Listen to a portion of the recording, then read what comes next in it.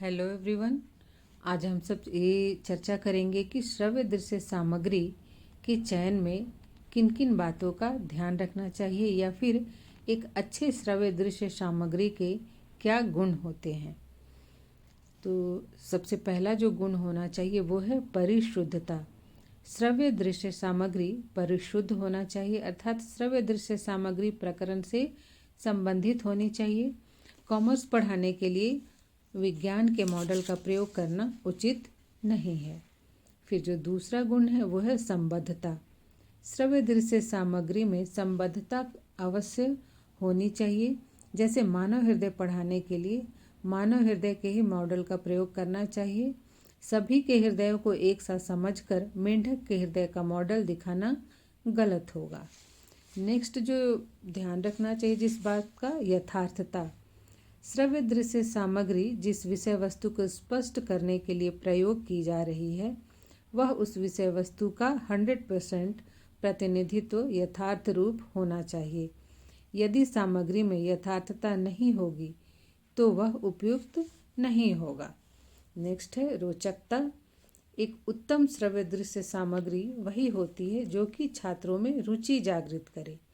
यदि वह शिक्षण में रोचकता नहीं ला पाती तो अनुपयुक्त हो जाती है। नेक्स्ट है अनुकूलता। एक अच्छी श्रव्य दृश्य सामग्री में अनुकूलता का गुण होना चाहिए। नेक्स्ट है कम कीमती। ऐसी शिक्षण सामग्री होनी चाहिए जो कि कीमती ना हो, क्योंकि सभी शिक्षक इसे नहीं खरीद सकते और फिर सभी पाठों को पढ़ाने के लिए शिक्षण सामग्रियों को खरीदना कि या फिर कहें कि कीमती शिक्षण सामग्रियों को खरीदना संभव नहीं है। नेक्स्ट है छात्रों के व्यक्तिगत विभिन्नताओं के अनुरूप।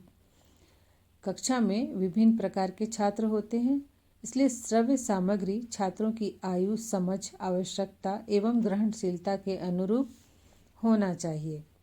नेक्स्ट है उद्देश्यों की प्राप्ति के अनुरूप। ऐसे शिक्षण सामग्री का चुनाव करना चाहिए शिक्षण के लिए जो अधिगम के लक्ष्यों की प्राप्ति में सहायक हो, जो छात्रों को प्रकरण के समस्त बिंदुओं का स्पष्ट ज्ञान दे सके। नेक्स्ट है सामग्री अधिक ना हो। एक विषय को पढ़ाने या समझाने के लिए अनावश्यक रूप से ज़्यादा शिक्षण सामग्री का प्रयोग नहीं करना चाहिए। नेक्स्ट है शिक्षक को सामग्री के प्रयोग का ज्ञान होना चाहिए।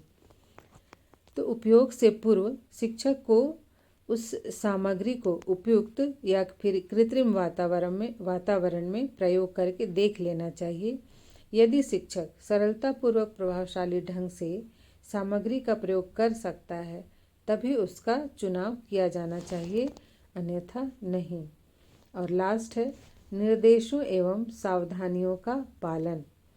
सहायक शिक्षण सामग्री के चुनाव के पश्चात सामग्री को प्रभावशाली ढंग से उपयोग करने से संबंधित सभी निर्देशों तथा सावधानियों को ध्यानपूर्वक पढ़कर समझ लेना चाहिए और तभी उसका उपयोग करना चाहिए। तो इस प्रकार यदि सहायक सामग्रियों के चुनाव करते समय हम निम्नलिखित बातों को ध्यान में रखेंगे तो उसके प्रयोग से निश्चित ही कक्षा शिक्षण में एक शिक्षक का शिक्षण अत्यंत प्रभावशाली, रुचिकर होगा और छात्र ध्यानपूर्वक सीखेंगे, समझेंगे।